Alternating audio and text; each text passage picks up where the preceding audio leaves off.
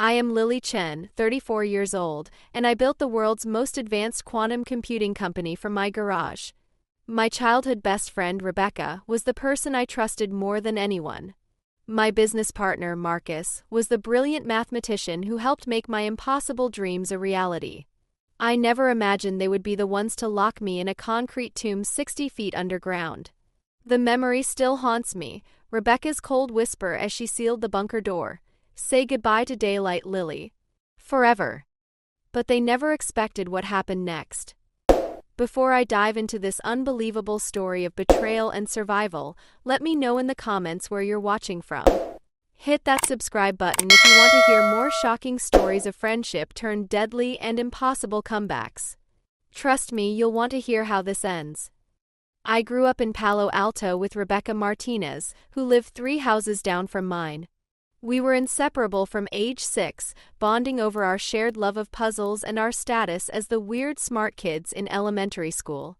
While other children played house, Rebecca and I built elaborate fort systems and conducted experiments that usually ended with something catching fire or exploding in spectacular fashion. My parents, both professors at Stanford, my mother in quantum physics, my father in computer science, encouraged my curiosity but worried about my social development.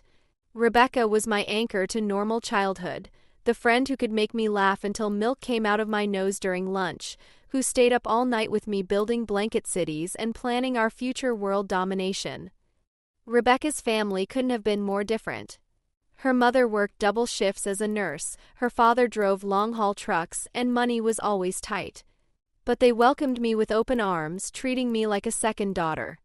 Mrs. Martinez would pack extra lunch for me, knowing my parents often forgot to buy groceries, too absorbed in their research to remember mundane things like food. The contrast between our homes was stark. Mine was filled with academic journals, whiteboards covered in equations, and the constant hum of intellectual discourse. Rebecca's house smelled like her grandmother's tamales, echoed with laughter and Spanish conversations I slowly learned to understand, and radiated a warmth my sterile childhood home lacked.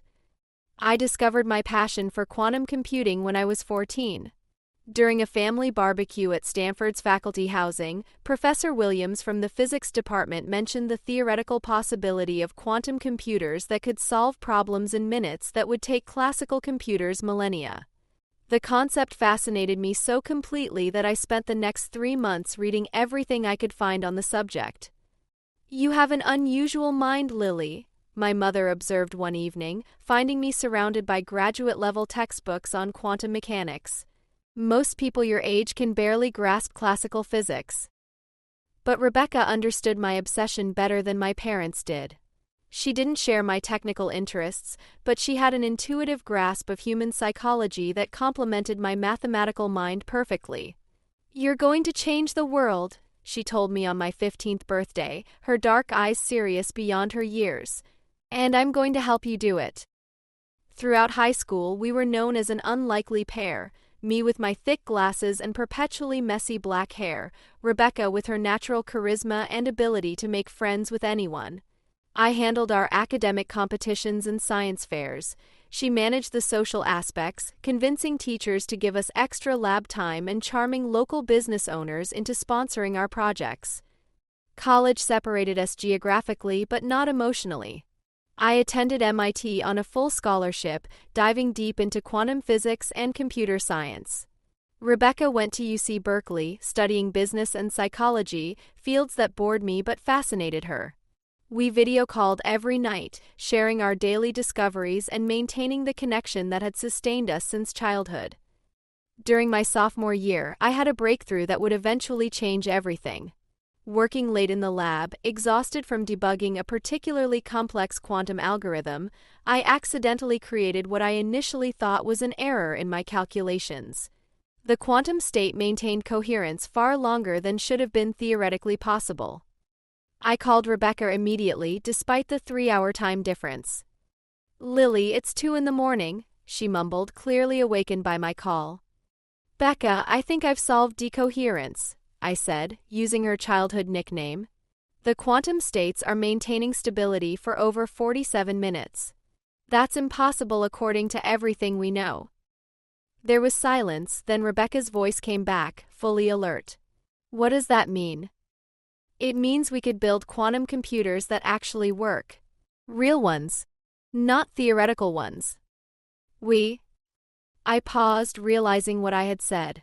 I mean, if someone wanted to commercialize this. No, Rebecca interrupted, her voice firm. You said we and you meant it. We've been a team since we were 6 years old, Lily. I may not understand quantum whatever, but I understand people, markets, and how to turn brilliant ideas into billion-dollar companies. That phone call planted the seed that would grow into Quantum Leap Technologies and eventually nearly cost me my life. After graduation, Rebecca moved to San Francisco and found work at a venture capital firm, learning the intricate world of Silicon Valley funding while I completed my PhD at MIT. She spent her evenings studying patent law, market analysis, and the business strategies of successful tech startups. I'm preparing, she told me during one of our calls. When you're ready to bring your quantum computer to the world, I'll know exactly how to do it. Her dedication touched me deeply. While I buried myself in research, Rebecca was building the foundation for our shared future. She understood things I never could: how to talk to investors, how to navigate regulatory requirements, how to build a company culture that attracted top talent. I finished my PhD 2 years early, my dissertation on quantum error correction earning recognition as potentially revolutionary. Several major tech companies made offers, including Google, IBM, and a startup backed by Elon Musk. But I turned them all down. I want to build this with Rebecca, I told my advisor, Professor Chen, who happened to share my last name but no family relation. He looked concerned. Lily, friendship and business don't always mix well. Your research could be worth billions. Are you sure you want to share that with someone who didn't contribute to the technical development? I was sure. Rebecca had contributed in ways that couldn't be measured in equations or algorithms. She had been my constant support, my connection to the practical world, my partner in dreaming impossible dreams.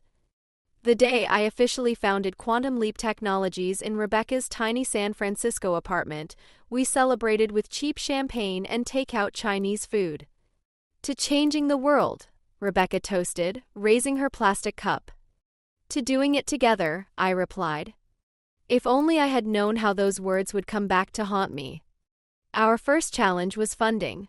Quantum computing was still largely theoretical in the minds of most investors, and my prototypes, while groundbreaking to physicists, looked like incomprehensible tangles of wires and cooling systems to venture capitalists. Rebecca scheduled 47 pitch meetings in our first 6 months. I would demonstrate the technology, explaining how our quantum processors could solve optimization problems exponentially faster than any existing computer. Rebecca would translate my technical jargon into business language, explaining market applications and revenue projections. After 38 rejections, we finally found our breakthrough investor, Harrison and Associates, a firm specializing in deep technology ventures. The senior partner, David Harrison, was a former physicist turned businessman who immediately grasped the implications of our work. This could revolutionize cryptography, drug discovery, financial modeling, and artificial intelligence, he said after my demonstration. How much do you need? We raised $12 million in our series of funding round, enough to hire a small team and build our first commercial prototypes. Rebecca proved invaluable in assembling our staff, finding brilliant minds who shared our vision and could work with the limited resources of a startup environment. That's when Marcus Thompson joined our team. Marcus was everything I wasn't: tall, conventionally handsome, socially polished, and academically brilliant. He held PhDs in both mathematics and theoretical physics from Harvard, had published papers that I had cited in my own research, and possessed an intuitive understanding of quantum mechanics that rivaled my own. Rebecca found him through her network, cold calling him after reading his latest paper on quantum algorithms. Dr. Thompson, she had said, I'm calling about an opportunity to turn your theoretical work into reality. My partner has built quantum computers that maintain coherence for over an hour. His response was immediate. That's impossible. Would you like to see for yourself? Marcus flew out from Boston the following week, skeptical but curious. When I demonstrated our latest prototype, calculating the prime factorization of a 2048-bit number in 17 minutes, a task that would take classical computers thousands of years, his skepticism evaporated. "How?" was all he said, staring at the readout. I explained my breakthrough in quantum error correction, the accidental discovery that had started everything. Marcus listened with growing excitement, occasionally interjecting with questions that revealed his deep understanding of the underlying physics. "You've solved the Holy Grail problem," he said finally. "This isn't just a better quantum computer. This is the first practical quantum computer." Rebecca, watching our technical discussion with obvious pride, made her proposal. "Join us, Marcus. Help us build something that will change the world." He accepted immediately, taking a significant pay cut from his Harvard salary to become our chief technology officer. His arrival transformed Quantum Leap from a promising startup into a serious contender in the quantum computing race. Marcus brought mathematical rigor to my intuitive discoveries. He could prove why my error correction methods worked, optimize them for different applications, and scale them to larger quantum systems.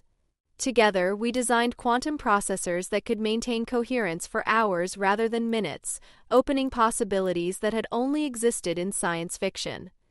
Working 18-hour days in our cramped laboratory, Marcus and I developed a relationship that went beyond professional collaboration. He understood my work in ways that even Rebecca couldn't, and his enthusiasm for the technical challenges matched my own. "You know what I love about quantum mechanics?" he said one evening as we debugged our latest algorithm while sharing takeout pizza at 2 a.m. "The uncertainty principle?"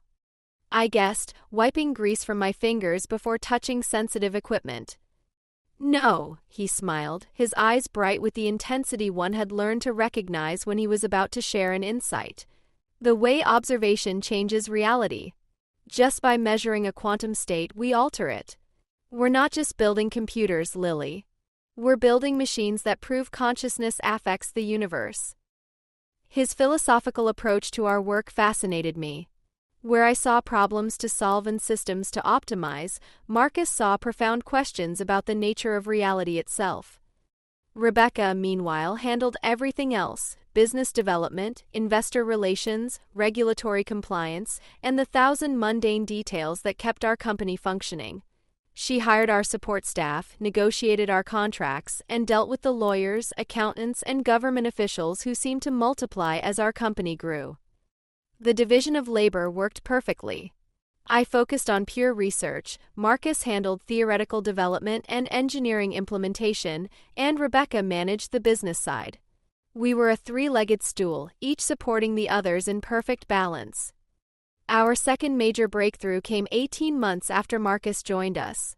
Working on a particularly complex optimization problem related to supply chain management, I noticed that our quantum processor was finding solutions faster than even our theoretical models predicted. "Marcus," I called across the lab, "can you check these calculations? The processor is beating our expectations by a factor of 10. He analyzed the data for 3 days, running multiple verification tests before announcing his conclusion. "Lily, you haven't just built a quantum computer. You've accidentally created a limited form of artificial intelligence." The implications were staggering. Our quantum processor wasn't just calculating solutions. It was learning from each problem and applying that knowledge to find better approaches for subsequent challenges. We had created a machine that exhibited rudimentary creativity. Rebecca's response was immediate and practical. "How do we patent this? And how much is it worth?"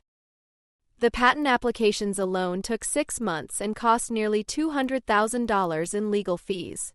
We filed in multiple categories: quantum computing, artificial intelligence, machine learning, and optimization algorithms. Our intellectual property portfolio grew to over 40 patents, each representing a potential goldmine. Meanwhile, word of our breakthrough began spreading through Silicon Valley's tight-knit community. We received acquisition offers from Google, IBM, Microsoft, and 3 companies I had never heard of but which Rebecca assured me were worth billions. "Not yet," Rebecca counseled during our weekly strategy meetings. We're still in the early stages. If we sell now, we'll get millions. If we wait and prove scalability, we'll get billions. Her instincts proved correct. Our Series B funding round, led by Harrison and Associates with participation from several major tech companies, raised $80 million at a valuation of $400 million. Suddenly, on paper at least, the three of us were worth more than most people could imagine. The money changed things in subtle ways. Rebecca moved out of her tiny apartment into a sleek condo in Soma. Marcus bought his first new car, a Tesla Model S that he claimed was research into sustainable technology. I remained in my cluttered apartment near the lab, using my newfound wealth primarily to upgrade our equipment and hire additional researchers. But the real change was in our relationships. Success attracted attention, and attention attracted people who wanted to be near successful people. Rebecca began attending industry events, networking with potential partners and investors. Marcus was invited to speak at conferences around the world, sharing our discoveries with the global scientific community. I found myself increasingly isolated, spending more time alone in the lab while my partners traveled and socialized. The dynamic that had sustained us since childhood, Rebecca as my social translator, Marcus as my intellectual equal, began to shift as they built relationships and reputations independent of our shared work. The first warning sign came during a team meeting 6 months after our Series B funding. We were discussing our next phase of development when Rebecca suggested we bring in additional executive leadership. "We need professional management," she argued. "Someone with experience scaling technology companies." I looked at Marcus expecting support, but he nodded thoughtfully. "Rebecca's right. We're at the point where business expertise matters as much as technical innovation." "What does that mean for us?" I asked, feeling suddenly defensive. "It means we focus on what we do best," Rebecca said smoothly. "You and Marcus continue the research and development. I handle strategic partnerships and funding. And we bring in someone to run day-to-day operations." The someone she had in mind was James Patterson, a former Google executive with an impressive resume in scaling technology startups. Rebecca had already been courting him through her network, and he was eager to join what he saw as the next billion-dollar unicorn. James arrived with ideas about corporate structure, employee incentive programs, and market positioning that went far beyond anything Rebecca, Marcus, or I had considered. Within weeks, he had reorganized our staff, implemented new reporting systems, and begun developing go-to-market strategies for our quantum computing platform. "We need to think beyond just selling quantum computers," he explained during his first all-hands meeting. "We're selling quantum computing as a service. Cloud-based access to quantum processing power. Subscription-based revenue instead of one-time hardware sales." His vision was compelling and potentially much more profitable than our original hardware-focused approach. But it also meant fundamental changes to our technology architecture and business model, changes that would require significant additional funding and could delay our product launch by months. More importantly, it shifted power within our company. James reported to our board of directors, which included David Harrison and 2 other major investors. While Rebecca, Marcus, and I remained the largest individual shareholders, we no longer had unilateral control over strategic decisions. The board meetings became exercises in translation, with James and Rebecca explaining technical concepts to investors who measured everything in terms of market potential and competitive advantage. Marcus and I found ourselves defending research decisions based not on scientific merit but on business justification. "Why are we spending so much time on error correction optimization?" David Harrison asked during our quarterly review. "Can't we launch with the current capabilities and improve through software updates?" I tried to explain that quantum error correction was fundamental to system reliability, that rushing to market with unstable processors would damage our reputation and potentially set back the entire industry. But the business logic was compelling: first-mover advantage, revenue generation, market validation. Marcus supported my position, but I could see him wavering as James outlined the financial benefits of earlier market entry. We could launch a limited beta program, Marcus suggested as a compromise. Selective customers, managed expectations, rapid iteration based on real-world feedback. Rebecca seized on the proposal enthusiastically. That's perfect. We get revenue and market feedback while continuing development.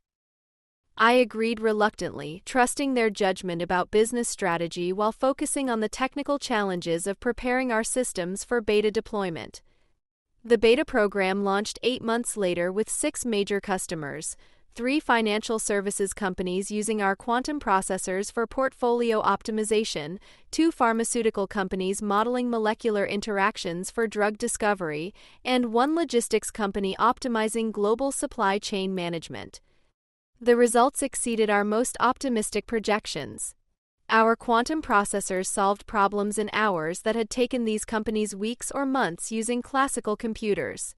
Customer satisfaction was unprecedented, and word-of-mouth referrals brought dozens of additional companies seeking access to our beta program. We have a problem, Rebecca announced during our monthly review meeting. A good problem, but a problem. Demand for our quantum computing services was growing exponentially faster than our ability to build and deploy quantum processors. We had developed something revolutionary, but our production capacity was measured in individual custom-built machines, not the hundreds of units customers wanted. James proposed a solution that would require massive capital investment, industrial-scale manufacturing facilities, partnerships with semiconductor companies, and a supply chain capable of producing quantum computers at previously impossible scale. We're looking at a $200 million capital raise, he explained to the board. But the payoff could be extraordinary. Conservative projections show revenues of over $1 billion within 3 years. The Series C funding round that followed was unlike anything we had experienced. Instead of convincing investors that quantum computing was possible, we were fielding competing offers from venture capital firms, private equity companies, and major technology corporations. Rebecca managed the process with impressive skill, playing different investor groups against each other to maximize our valuation. The final round raised $300 million at a pre-money valuation of $2 billion. Suddenly, Quantum Leap Technologies was worth more than many Fortune 500 companies. Rebecca, Marcus, and I each owned stakes worth hundreds of millions of dollars. The money brought opportunities one had never imagined. Offers to speak at conferences worldwide, invitations to join advisory boards for major corporations, and approaches from media companies interested in telling our story. But it also brought pressure and scrutiny that began to strain our relationships. Forbes wants to feature us on their cover, Rebecca announced one morning, holding up a mock-up that showed the 3 of us posed dramatically in front of our quantum processors. The article will focus on how we're revolutionizing computing. I hated the idea of publicity, preferring to let our technology speak for itself. But Marcus was enthusiastic about the exposure, and Rebecca argued convincingly that media coverage would help with customer acquisition and future funding. The Forbes article, titled The Quantum Leap: How 3 Friends Built the Future, portrayed us as visionary entrepreneurs who had overcome impossible odds to create revolutionary technology. Rebecca was described as the business genius who had navigated Silicon Valley's complex funding landscape. Marcus was presented as the theoretical mastermind who had turned abstract physics into practical engineering. I was characterized as the technical prodigy whose breakthrough discovery had started everything. While individually flattering, the article's portrayal of our roles created subtle tensions. Rebecca began referring to herself as co-founder and CEO, a title that hadn't existed when we started the company in her apartment. Marcus started giving interviews about his theoretical contributions to quantum computing. I remained focused on the laboratory work, but noticed that my partners seemed increasingly interested in the external recognition that came with our success. The real change came 6 months after the Forbes article, when Rebecca proposed restructuring our equity distribution. We need to formalize our corporate structure, she explained during what I thought would be a routine business meeting. James and a lawyer I didn't recognize sat beside her, documents spread across the conference table. What does that mean? I asked, suddenly alert. It means establishing clear roles and responsibilities, the lawyer interjected. Right now, your ownership structure is informal, based on verbal agreements. For a company of your size and valuation, that creates legal and financial risks. Marcus leaned forward, studying the documents. What exactly are you proposing? Rebecca's answer shattered the trust that had sustained our friendship for 28 years.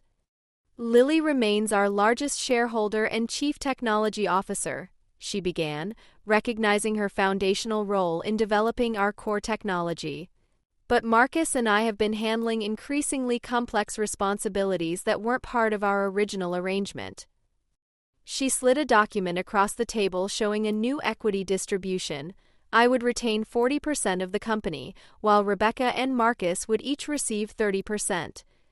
This is still a majority stake for you, Lily, Rebecca continued, but it reflects the reality that quantum computing success requires more than just technical innovation.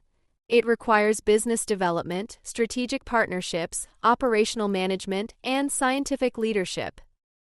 I stared at the numbers, trying to process what was happening. In one document, my partners were reducing my ownership stake from equal thirds to less than half, while increasing their own shares proportionally. We're also proposing some organizational changes, Marcus added, avoiding my eyes. Rebecca becomes CEO, I become Chief Science Officer with authority over all research and development, and you focus on what you do best, pure technical innovation. The betrayal was breathtaking in its calculated cruelty.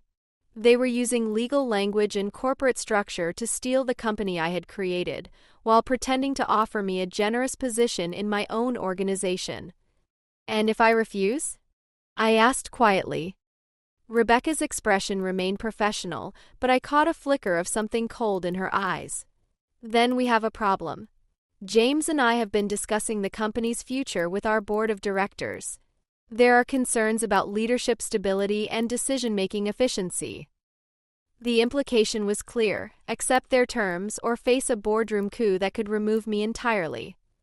I looked at Marcus, searching for any sign of the colleague who had shared my passion for quantum mechanics, who had worked beside me through countless late nights solving impossible problems.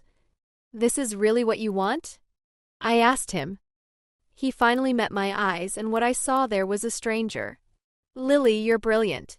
Maybe the most brilliant person I've ever met. But brilliance isn't enough to build a billion-dollar company. We need structure, leadership, strategic thinking. We need adults in charge, Rebecca added, her childhood nickname for me conspicuously absent. I signed the documents that day, not because I agreed with their logic, but because I was too shocked to fight effectively. The girl who had built quantum computers in her garage, who had solved theoretical problems that had stumped physicists for decades, was unprepared for the brutal realities of corporate warfare. But as I walked back to my laboratory, something hardened inside me. Rebecca and Marcus might have won this battle through manipulation and legal maneuvering, but they had made one crucial mistake. They assumed I would accept my diminished role passively, grateful for whatever scraps they chose to leave me. They had no idea what I was capable of when properly motivated. The next 6 months passed in a haze of superficial normalcy. I continued my research, developing new quantum algorithms and improving our error correction systems.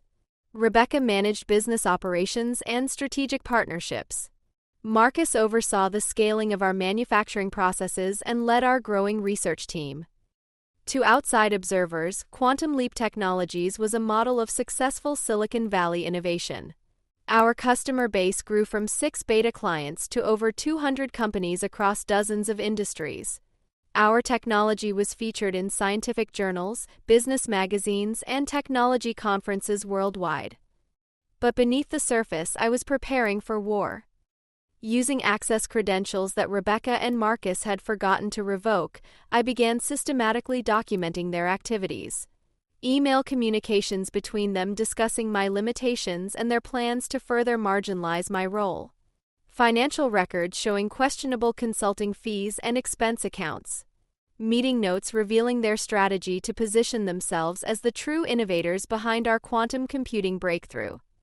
Most damaging was a recorded conversation I accidentally discovered while testing new audio processing algorithms on our quantum systems. Rebecca and Marcus, thinking they were alone in the conference room, discussed their long-term plan to force me out entirely. "She's becoming a problem," Rebecca's voice was clear through the recording. "The board is starting to question why we need a CTO who doesn't understand business strategy." "She built this technology," Marcus replied, though his tone suggested he was playing devil's advocate rather than defending me. "She had a breakthrough. That's not the same thing as building a sustainable business. Anyone can have lucky accidents, Marcus. It takes vision to turn accidents into empires." "So what are you proposing?" "We let her publish papers, give speeches, be the face of the technical innovation. But real control stays with us. And when the time is right, maybe she decides to pursue other interests. Academic positions, research fellowships, whatever keeps brilliant people busy without decision-making authority." The casual way Rebecca discussed eliminating me from the company I had created was more shocking than any direct confrontation would have been. This wasn't anger or frustration with my performance. This was calculated planning to steal everything I had built. That night, I began developing a plan of my own. My first step was securing evidence. Using techniques I had learned from cybersecurity researchers in our network, I created encrypted copies of all corporate communications, financial records, and strategic documents. I stored this evidence in multiple secure locations, including servers in countries with strong data protection laws. My second step was building a support network. I reached out quietly to former colleagues, academic contacts, and industry professionals who knew my work independently of Quantum Leap. I needed people who would vouch for my technical contributions if the situation escalated to public disputes or legal proceedings. Most importantly, I began developing technology that Rebecca and Marcus didn't know about. Working in a secret laboratory I established in an abandoned warehouse across town, I created quantum computing systems that surpassed anything we had built at Quantum Leap. Using insights from my original breakthrough and improvements I had developed independently, I built processors that maintained quantum coherence for days rather than hours. If Rebecca and Marcus wanted to steal my company, they would discover that the most revolutionary technology wasn't part of what they were taking. The confrontation I had been preparing for came 8 months later, triggered by an event I never could have predicted. During a routine system upgrade, one of our quantum processors experienced what appeared to be a critical failure.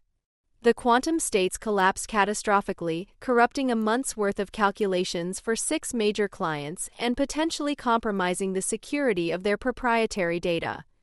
Rebecca called an emergency meeting within hours, her usual composure replaced by barely controlled panic. "This could destroy us," she announced to the assembled team. "If word gets out that our systems are unreliable, every customer will demand refunds and every competitor will use this against us." James immediately began damage control, crafting press statements and legal strategies to minimize liability. Marcus worked frantically to diagnose the technical failure and restore system stability. But I knew something they didn't. The failure wasn't accidental. It was the result of a deliberate sabotage program I had embedded in our quantum error correction algorithms months earlier, a digital time bomb designed to activate if I were ever completely removed from the company. I hadn't triggered it intentionally. The sabotage code was designed to activate only if my access credentials were revoked or if certain keywords appeared in corporate communications discussing my termination. Someone had written an email containing those exact trigger phrases. As Marcus struggled to identify the source of the system failure, I quietly accessed our corporate email servers. The triggering message was from Rebecca to James, sent just 3 hours before the quantum processor collapsed. "The board meeting is scheduled for Friday. We need to finalize Lily's departure package and transition plan. Make sure all technical documentation is secured and access privileges are transferred to Marcus. This needs to be clean and permanent." Rebecca had been planning to fire me at the board meeting just 2 days away. My sabotage program had simply executed its purpose a bit earlier than I had intended. "I think I found the problem," I announced, entering the emergency meeting with printed copies of system logs that showed the failure pattern. Marcus looked up from his laptop, relief evident on his face. "What did you find?" "It appears to be a cascading error in the quantum state stabilization protocol," I explained, providing a technical explanation that was both accurate and misleading. "Someone introduced corrupted data into the system, probably through a compromised user account." "Corrupted how?" Rebecca demanded. I met her eyes steadily. "It looks like corporate espionage. Someone with inside knowledge of our systems deliberately sabotaged our quantum processors." The accusation hung in the air like a toxic cloud. Rebecca's face went pale as she realized the implications. If competitors or foreign governments had infiltrated our systems, Quantum Leap Technologies faced existential threats to our business, reputation, and national security clearances. "That's impossible," James protested. "Our security is state-of-the-art." "Security is only as strong as the people who have access," I replied calmly. This required detailed knowledge of our quantum error correction algorithms, system architecture, and operational procedures. It had to be someone with extensive technical clearance. Marcus was already running diagnostic programs, searching for evidence of external intrusion. He would find traces of unauthorized access, traces I had carefully planted to support my narrative. "We need to call the FBI," Rebecca said, her voice tight with stress. "If this is corporate espionage or cyber warfare, we're dealing with federal crimes."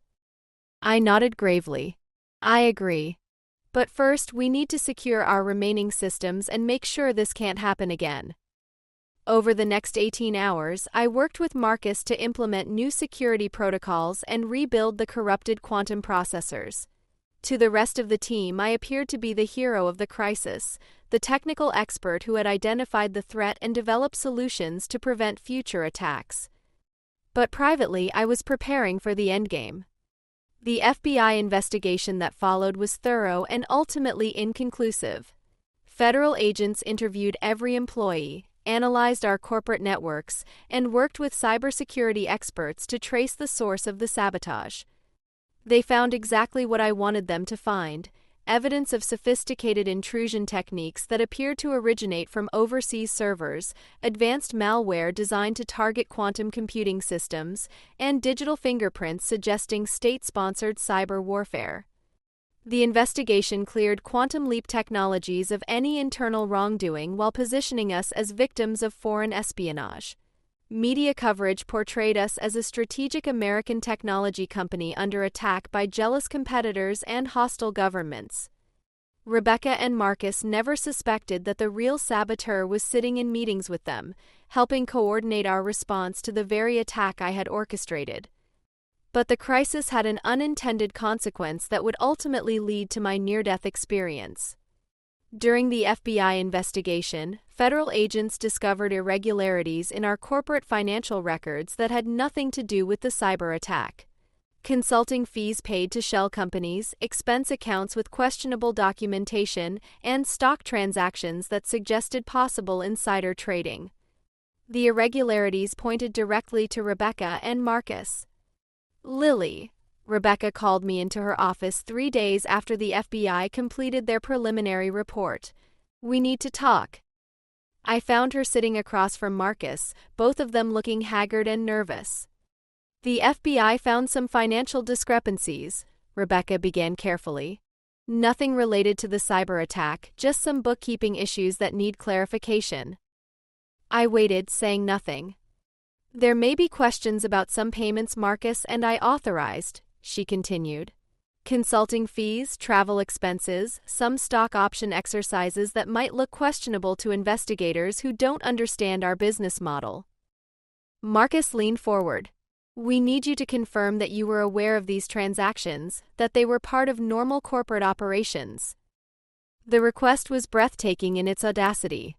They wanted me to provide false testimony to federal investigators, to commit perjury in support of what appeared to be embezzlement and securities fraud. "What exactly are you asking me to do?" I said quietly.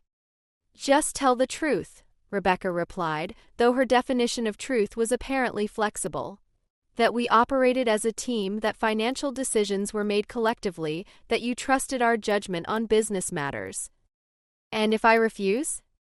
The temperature in the room seemed to drop several degrees. Marcus spoke first. Lily, we've been friends for years. We built this company together. We need to stick together now. Rebecca's approach was more direct. If you don't support us on this, the FBI investigation will expand. They'll examine every aspect of our corporate structure, every decision we've made. Your sabotage detection work, your access to sensitive systems, your technical modifications that nobody else fully understands. The threat was implicit but clear: cooperate with their criminal activity, or they would frame me as the real saboteur. I looked at Rebecca, the girl who had shared her lunch with me in elementary school, who had held my hand during my parents' divorce, who had promised we would change the world together. I need time to think, I said. You have until tomorrow, Rebecca replied. The FBI wants to interview us again on Friday. That night, I made a decision that would either free me from their manipulation or cost me everything. I called FBI agent Sarah Martinez, no relation to Rebecca despite the shared surname, who had been leading the investigation into our cyber attack. Agent Martinez, I have information about the Quantum Leap Technologies case that I need to discuss with you immediately. 2 hours later, I sat in a secure conference room at the FBI's San Francisco field office, providing detailed testimony about Rebecca and Marcus's financial crimes, their plan to force me out of the company, and their current attempt to make me an accomplice in federal crimes. I also confessed to the sabotage. Agent Martinez, I said, looking directly into her eyes, I need to tell you something that will completely change your investigation. I was the one who sabotaged our quantum computers. Her expression didn't change, though I saw her hand move slightly toward her recording equipment. I discovered that my business partners were planning to terminate me and steal the company I had built. In response, I embedded sabotage code in our systems designed to activate if I were removed from the company. The code triggered accidentally when Rebecca sent an email discussing my termination. I spent the next 4 hours providing complete documentation of my actions, my motivations, and the evidence I had gathered of Rebecca and Marcus's criminal activities. Ms. Chen, Agent Martinez said finally, you realize you've just confessed to computer crimes that could result in significant federal prison time? Yes, I replied. But I also just provided you with evidence of embezzlement, securities fraud, and conspiracy to commit federal crimes by my business partners. I'm hoping we can reach an arrangement that serves the interests of justice. The arrangement we reached was complex but fair. In exchange for my cooperation in prosecuting Rebecca and Marcus, I would plead guilty to misdemeanor computer tampering charges, pay substantial fines, and accept 3 years of probation. Most importantly, my confession would remain sealed until after their prosecution, giving me time to prepare for the inevitable media firestorm. But Rebecca and Marcus learned about my cooperation before I expected them to. Lily, Rebecca's voice was ice cold when she called me the next morning. We need to meet. Now. Marcus and I will pick you up in 20 minutes. Something in her tone made my blood freeze. They knew. Rebecca, I'm in the middle of 20 minutes, Lily. Don't make us come looking for you. The line went dead. I had exactly 20 minutes to decide whether to run or face whatever they had planned. My rational mind told me to call Agent Martinez immediately, to request protective custody, to let the FBI handle whatever threat Rebecca and Marcus posed. But another part of me, the part that had built quantum computers from scratch, that had solved impossible theoretical problems, that had survived 28 years of friendship with someone who turned out to be a sociopath, wanted to see how this would end. I grabbed the emergency bag I had packed weeks earlier: cash, fake identification documents, a secure satellite phone, and a portable drive containing backups of all my evidence. If this confrontation went badly, I needed options for escape. Rebecca and Marcus arrived in a black SUV with tinted windows. As I approached the vehicle, I noticed a third person in the driver's seat, someone I didn't recognize, wearing dark sunglasses despite the overcast morning. "Get in," Rebecca said, rolling down the rear window. Every instinct screamed that entering that vehicle was a mistake. But I had spent months preparing for this moment, and I needed to know what they were planning. The interior of the SUV was luxurious and soundproof. Rebecca and Marcus sat facing me, their expressions unreadable. The unknown driver pulled away from the curb, heading toward the hills outside San Francisco. "Nice work with the FBI," Marcus said quietly. "Very clever, confessing to sabotage while implicating us in financial crimes." "Did you really think we wouldn't find out?"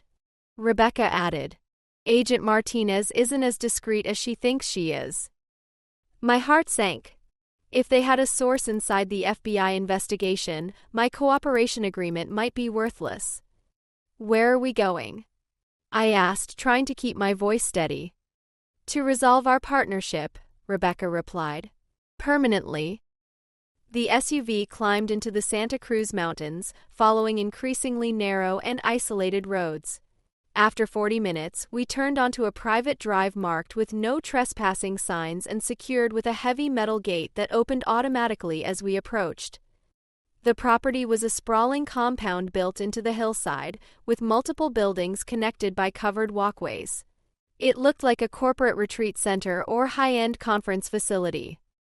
"Welcome to our problem-solving location," Rebecca said as we parked in front of the main building. "We use this place for sensitive business discussions that require complete privacy." The driver, who I now realized was armed security personnel, escorted us into a conference room with no windows and thick concrete walls. The setup was clearly designed for interrogation or worse. Marcus activated a device that looked like a signal jammer. "Now we can speak freely, without worrying about recording devices or electronic surveillance." They had thought of everything. "Lily," Rebecca began, settling into a chair across from me, "we have a problem. You've created a situation where none of us can win using conventional approaches." "Your FBI cooperation threatens our freedom," Marcus continued. "Our financial activities, while profitable, weren't technically legal under federal securities regulations." "But your sabotage confession makes you a federal criminal too," Rebecca pointed out. "And your cooperation agreement won't protect you if we can prove you committed additional crimes beyond what you've admitted." I waited, knowing they were building toward a proposal. "So we need a different solution," Marcus said. "One that removes the threat you pose while protecting our interests." Rebecca leaned forward. "We're going to stage your suicide." The words hit me like a physical blow, but I fought to keep my expression neutral. "Suicide?" I repeated calmly. "Brilliant researcher, overwhelmed by guilt over sabotaging her own company," Rebecca explained with disturbing enthusiasm. "Facing federal prosecution and public humiliation, Lily Chen takes her own life rather than endure the shame." "Very sad, very believable," Marcus added. "The media will focus on the tragedy rather than investigating the details of our financial arrangements." "And how exactly do you plan to accomplish this suicide?" I asked. Rebecca smiled, and in that expression I saw a stranger wearing my childhood friend's face. "We've prepared something special for you, Lily. Something that fits with your love of cutting-edge technology." The driver returned, wheeling in a large metal container that looked like a high-tech coffin. The surface was covered with electronic displays, cooling systems, and what appeared to be quantum processing hardware. "Do you recognize it?" Marcus asked proudly. "It's a quantum isolation chamber based on your own research into quantum consciousness experiments." My blood turned to ice as I understood what they had built. "The theory," Rebecca explained, "is that consciousness might be a quantum phenomenon that can be measured and manipulated using advanced quantum computing systems. We've created a chamber that uses quantum fields to completely isolate a human consciousness from external reality," Marcus continued. "Quantum decoherence on a biological scale. The subject experiences complete sensory deprivation while quantum processes slowly disrupt neural activity," Rebecca added. Death occurs gradually, but the process is completely undetectable by conventional medical examination. It will look like you had a psychotic break, Marcus concluded. Locked yourself in an experimental chamber of your own design and accidentally caused fatal quantum interference with your own brain functions. The diabolical genius of their plan was breathtaking. They had weaponized my own research, turning my discoveries about quantum consciousness into an untraceable murder method. "You're insane," I said quietly. "We're practical," Rebecca corrected. "This solves all our problems simultaneously. You disappear, taking your FBI cooperation and sabotage confession with you. We inherit your remaining company shares and technical expertise. And the quantum consciousness research provides cover for what will look like an unfortunate accident. The chamber is already calibrated for your specific biometric signatures," Marcus said. "Quantum fields tuned to your brain wave patterns, consciousness isolation protocols based on your neural architecture." "How long have you been planning this?" I asked, though I dreaded the answer. Rebecca and Marcus exchanged glances. "Since the Forbes article," Rebecca admitted. "When we realized you were getting too much credit for the company's success. The quantum consciousness research was always intended as a backup plan. A permanent solution to the Lily problem," Marcus added with scientific detachment. "They had been planning to murder me for over a year, using research I had shared with them in good faith to design my execution." "One last question," I said, stalling for time while my mind raced through possible escape scenarios. "Why tell me all this? Why not just overpower me and put me in your death machine?" Rebecca's smile turned genuinely warm, a disturbing echo of our childhood friendship.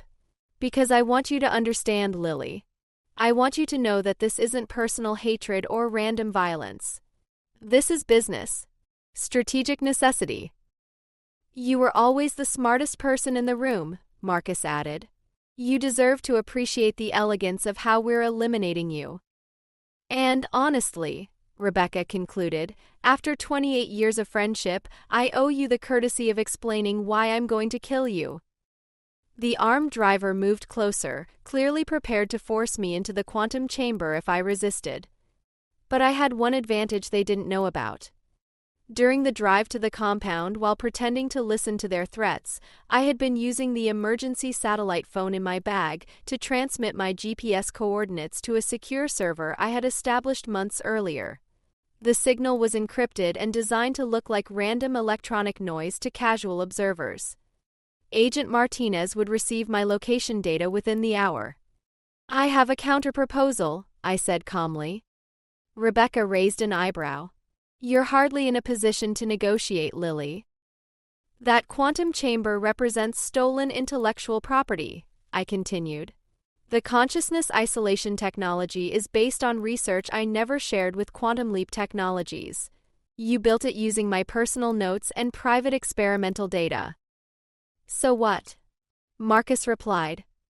"So the patents belong to me individually, not to the company. If you use that chamber to kill me, you're committing murder with technology you don't legally own." Rebecca laughed. "Lily, you'll be dead. Patent ownership won't matter." "But it will matter to the FBI when they investigate my death," I continued. "They'll discover that you built advanced quantum technology without proper documentation or legal authorization. That kind of black market quantum research violates federal technology transfer laws." I could see doubt creeping into Marcus's expression. He understood the legal implications better than Rebecca did. "Moreover," I pressed on, "the quantum chamber's existence proves premeditation. You didn't build this in a day. Federal investigators will trace your equipment purchases, your research activities, your communications about consciousness isolation experiments."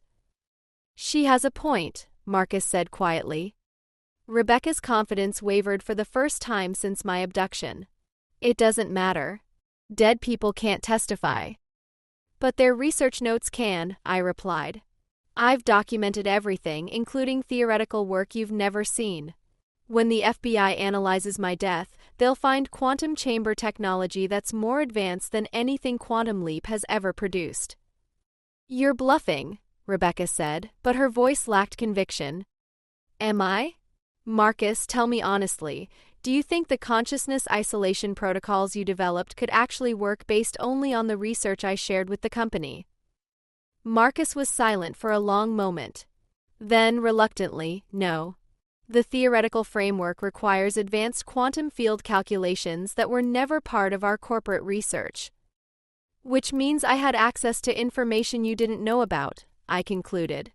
Information that federal investigators will find very interesting when they start asking how you built technology that should have been theoretically impossible with your level of knowledge. Rebecca stood abruptly, her composure cracking. Enough games, Lily. Get in the chamber. But Marcus held up a hand. Wait. If she's right about the legal exposure, this could make our situation worse, not better. How could it be worse? Rebecca demanded. Because instead of financial crimes and corporate espionage, we'd be facing federal murder charges using stolen quantum technology, Marcus explained. That's not white-collar crime territory anymore. That's domestic terrorism. I could see the fear spreading across Rebecca's face as she understood the implications. But if we let her go now, she'll destroy us with the FBI, she said desperately. And if you kill me, you'll face life imprisonment when federal investigators trace the quantum chamber technology, I replied. Unless what? Rebecca asked. Unless we find a solution that protects everyone, I said carefully. For the next hour, we negotiated like our lives depended on the outcome, which, in my case, they literally did. The final agreement was complex but mutually beneficial.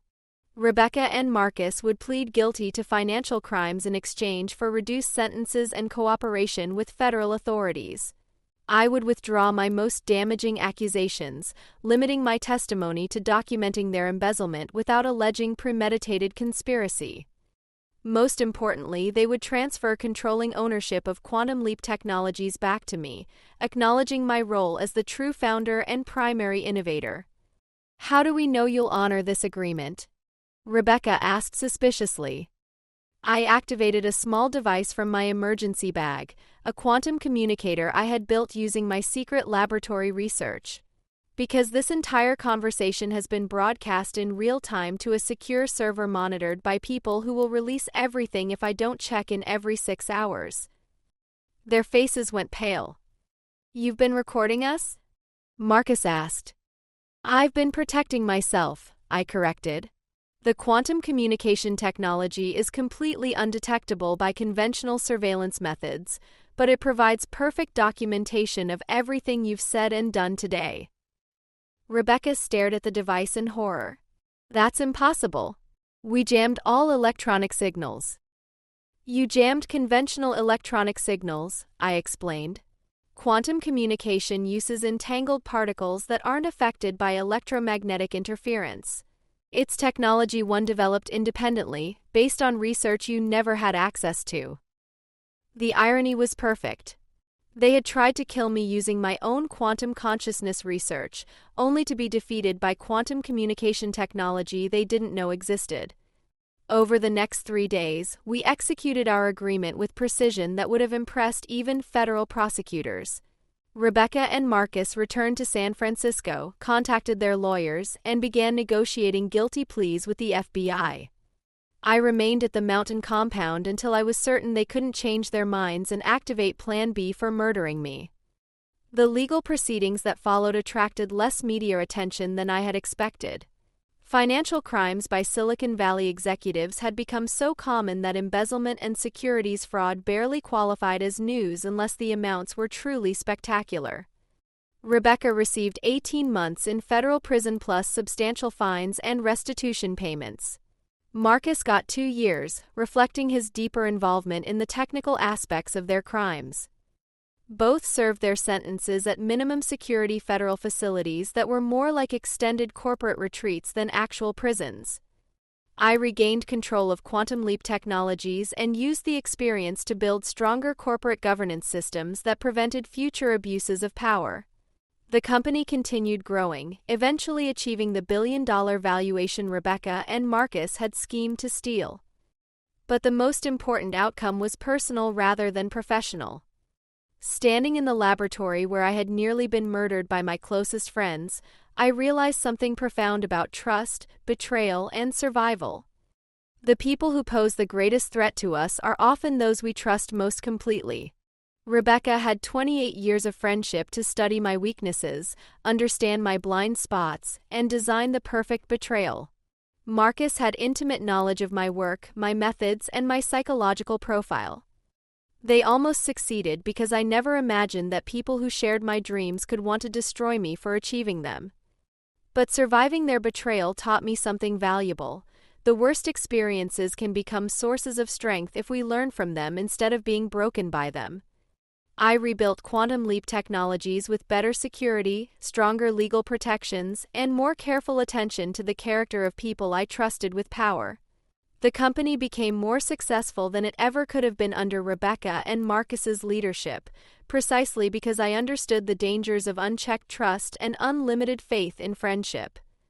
Today, Quantum Leap Technologies employs over 3,000 people, holds patents on quantum computing advances that are revolutionizing multiple industries, and maintains partnerships with universities and research institutions worldwide. I never married, never found another friendship as deep as what I thought I had with Rebecca, never again trusted anyone with the complete vulnerability that nearly cost me my life. But I did find something better than naive trust. I found earned trust, built on transparency, verified by actions, and protected by systems that prevent any individual from accumulating enough power to destroy what others have built. The quantum consciousness chamber that Rebecca and Marcus built to kill me sits in a secure warehouse, preserved as evidence of what people are capable of when money and power matter more than human relationships. Sometimes I visit it, not from morbid curiosity, but as a reminder that survival requires constant vigilance and that the price of innovation is often paid in betrayal by those closest to us. But I also keep it as proof that the human mind, when properly motivated, can overcome any threat, even death machines built by former friends who thought they understood our weaknesses well enough to exploit them. What is your story of betrayal and recovery? Have you ever discovered that people you trusted completely were planning to harm you? Share your experience in the comments below and let others know they're not alone in surviving the impossible. And if my story resonates with you, please like this video, subscribe to hear more stories of survival and success, and share with someone who might need to be reminded that trust can be rebuilt stronger after it's been shattered. Remember, the people who try to bury you might not know you're actually a seed, ready to grow into something more powerful than they ever imagined.